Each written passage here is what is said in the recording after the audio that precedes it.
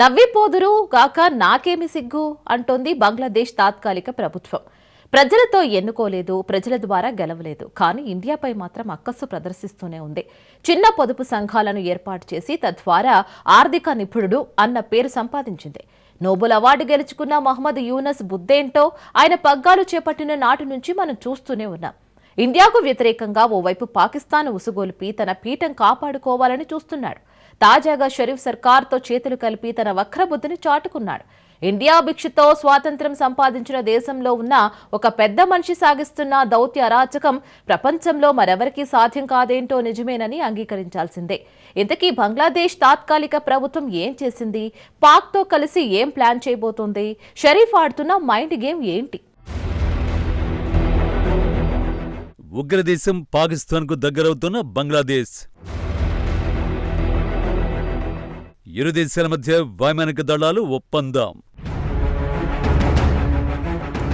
అప్రమత్తమైన భారత్ సరిహద్దులో భద్రత పెంపు. బంగ్లాదేశ్ తాత్కాలిక ప్రభుత్వ సలహాదారు మహమ్మద్ యూనస్ భారతదేశ ఈశాన్య రాష్ట్రాలను బెదిరిస్తూ మరోసారి వార్తల్లో నిలిచాడు. పాకిస్తాన్కు రెడ్ కార్పెట్ పలికి ఇండియాకు ఎర్ర జెండా చూపించాడు. షేక్ హసీనా తన పదవిని కోల్పోయిన తర్వాత తాత్కాలిక సారథి నేతృత్వంలోని బంగ్లాదేశ్ ప్రభుత్వంలో మార్పు స్పష్టంగా కనిపిస్తోంది. భారత్కు దూరం జరుగుతూ పాకిస్తాన్ అనుకూల వైఖరిని ప్రదర్శిస్తోంది. ఆ దేశంతో వాణిజ్య స్నేహ సంబంధాలను ఏర్పరచుకుంటోంది. మరోవైపు బంగ్లాదేశ్ పాకిస్తాన్ సైన్యాల మధ్య సంబంధాలు బలపడటాన్ని ఢిల్లీ గమనిస్తూనే ఉంది.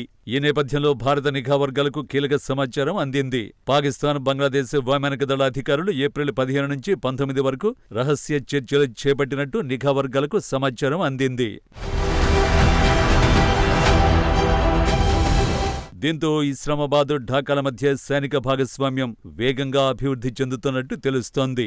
ఈ రహస్య సమావేశంలో ఇరు దేశాల వైమానిక దళ చీఫ్లు డ్రోన్ యుద్ధం, వ్యూహాత్మక కమ్యూనికేషన్లు, అంతరిక్ష కార్యకలాపాలు, సైబర్ సెక్యూరిటీ సిస్టమ్, ప్రపంచ రాజకీయ పరిస్థితులు మొదలైన విషయాల గురించి చర్చించినట్టు తెలుస్తోంది.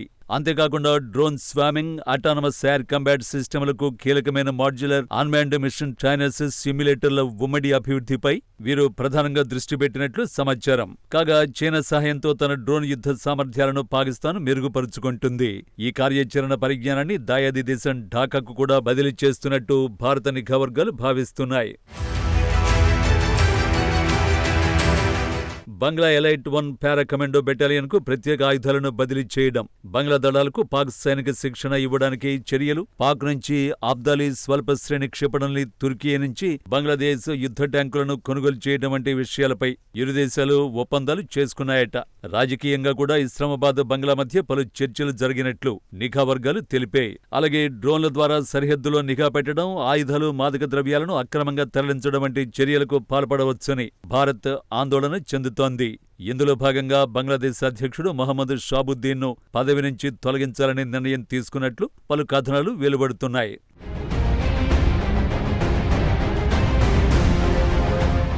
ఇంతేకాదు పాకిస్తాన్, బంగ్లాదేశ్ ఇరు దేశాల మధ్య వీసారహిత ఒప్పందం కుదిరింది.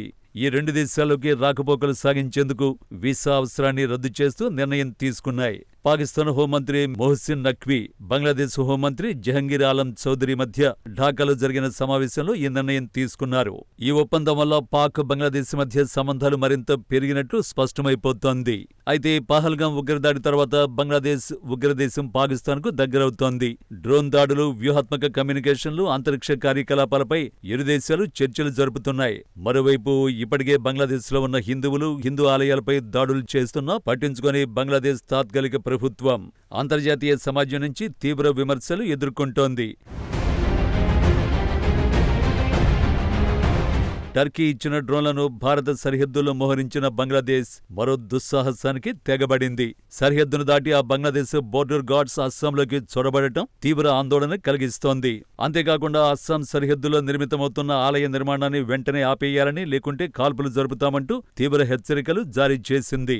ఈ చర్యతో అంతర్జాతీయ చట్టాలను బంగ్లాదేశ్ ఉల్లంఘించింది. అలాగే ఉగ్రవాదం, మానవ అక్రమ రవాణా, అంతర్గత భద్రత, పోలీస్ శిక్షణ వంటి అంశాలపై ఇరు దేశాలు ప్రాధాన్యతనిస్తున్నట్లు ఉన్నట్లు సూచిస్తున్నాయి. మరోవైపు పాక్, బంగ్లాదేశ్ తీసుకున్న ఈ నిర్ణయంపై భారత్ అప్రమత్తమైంది. వీసారహిత సౌకర్యాన్ని వినియోగించుకుని పాక్ నిఘా సంస్థల ఏజెంట్లు లేదా అనుమానిత శక్తులు బంగ్లాదేశ్ నుంచి భారత్లోకి ప్రవేశించే అవకాశం ఉందని పలువురు నిపుణులు ఆందోళన వ్యక్తం చేస్తున్నారు. దీంతో భారత నిఘా వర్గాలు అప్రమత్తమయ్యాయి. సరిహద్దు ప్రాంతాల్లో రక్షణను మరింత పెంచడం, ఆయుధ సంపత్తిని పెంపొందించడానికి భారత రక్షణ సైనిక వర్గాలు చర్యలు తీసుకుంటున్నాయి. బంగ్లాదేశ్ భారత్కు తూర్పు సరిహద్దులో ఉండగా పాకిస్తాన్ పశ్చిమ సరిహద్దులో ఉంది. ఈ రెండు దేశాలు ఒక కూటమిగా ఏర్పడితే భారత్ రెండు వైపుల నుంచి సైనిక ఒత్తిడిని ఎదుర్కోవలసిన పరిస్థితి ఏర్పడుతుంది. ఈ మధ్యకాలంలో పాకిస్తాన్ గూఢచార సంస్థ ISA ఉన్నతాధికారులు కూడా బంగ్లాదేశ్లో రహస్యంగా పర్యటించినట్లు వార్తలొచ్చాయి. మరోవైపు బంగ్లాదేశ్ కూడా అంతర్గత ఉగ్రవాద కార్యకలాపాలను ప్రోత్సహిస్తోంది. 1971లో బంగ్లాదేశ్ పాకిస్తాన్ నుంచి స్వాతంత్ర్యం పొందింది. ఆ తర్వాత ఇరు దేశాల మధ్య సంబంధాలు తెగిపోయాయి. షేక్ హసీనా ప్రభుత్వం ఉన్నప్పుడు కూడా పాక్ వైఖరి పట్ల కఠినంగా ఉండేది. బంగ్లాదేశ్, భారత్ సాధారణంగా స్నేహపూర్వక సహకార సంబంధాన్ని పంచుకుంటాయి. కొన్ని సవాళ్లు, వివాదాలు ఉన్నప్పటికీ రెండు దేశాలు తమ సన్నిహిత సంబంధాల ప్రయోజనాల్ని గుర్తించి పరస్పర పురోగతికి కృషి చేస్తాయి. అయితే ఆమె ప్రభుత్వం కూలిపోవడంతో ఇటీవల మొహమ్మద్ యూనస్ నేతృత్వంలో తాత్కాలిక ప్రభుత్వం ఏర్పడింది. దీంతో అప్పటి నుంచి బంగ్లాదేశ్, పాక్ మధ్య సంబంధాలు బలోపేతమవుతున్నాయి. ఇప్పుడు ఈ కొత్త ఒప్పందం ప్రాంతీయ భౌగోళిక, రాజకీయ సమతుల్యతను దెబ్బతీసే అవకాశం ఉంది. మోడీ ప్రభుత్వం ఈ పరిణామాలపై దృష్టి పెట్టి తగిన చర్యలు తీసుకోవాల్సిన అవసరం ఉందని రక్షణ రంగ నిపుణులు సూచిస్తున్నారు. చూడాలి మరి మున్ముందు ఏం జరగనుంది అనేది.